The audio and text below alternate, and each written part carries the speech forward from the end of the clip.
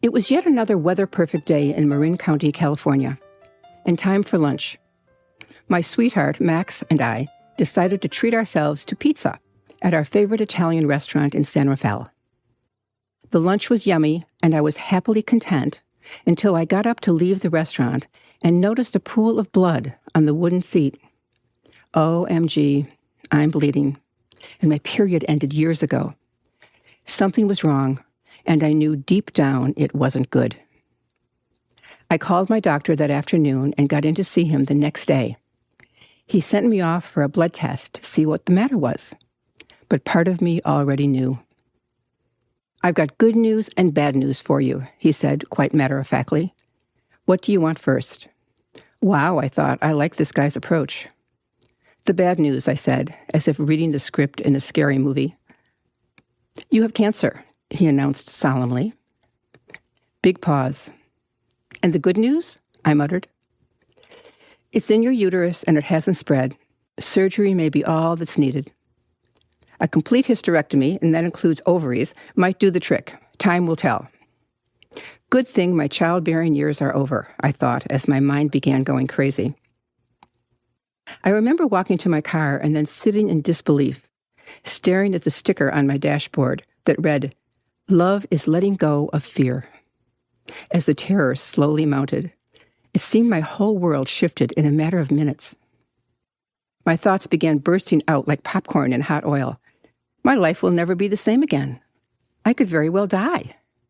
There was cancer in my family, and Mom died an excruciating death from lung cancer. But mine didn't seem as deadly. Maybe I'd survive, maybe not.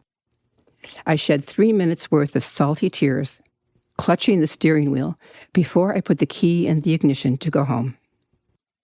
I don't even remember driving the car. My mind was so busy figuring out what to do next. How am I going to navigate these terrifying new waters?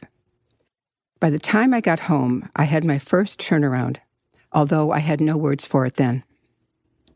What if I flat out quit my stressful marketing job and did something I truly loved, like hanging out with kids? Maybe I'd become a nanny or get a part-time gig with a school or a daycare center.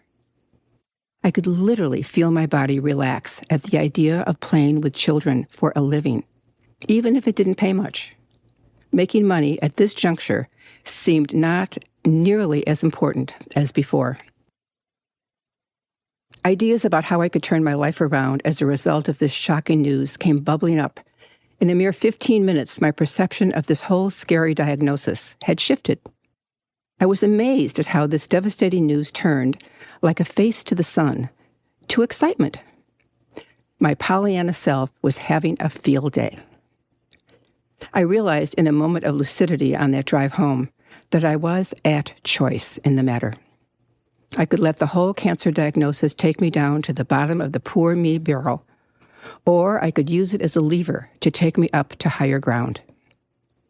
I could clearly see how it could go either way. It would be so easy and understandable to rant, rave, and curse this cruel turn of fate, this tragedy that would forever define my life. I imagined the sympathy pouring in from my friends and family, lamenting the situation, and worse, seeing me as sick. I got very clear very soon that I was not going to walk the path of grief and misery. Allowing my fertile imagination to tune in and take the longer view was early medicine for me. My body began releasing the pent-up tension and anxiety, settling into the diagnosis, and ready for magic and miracles.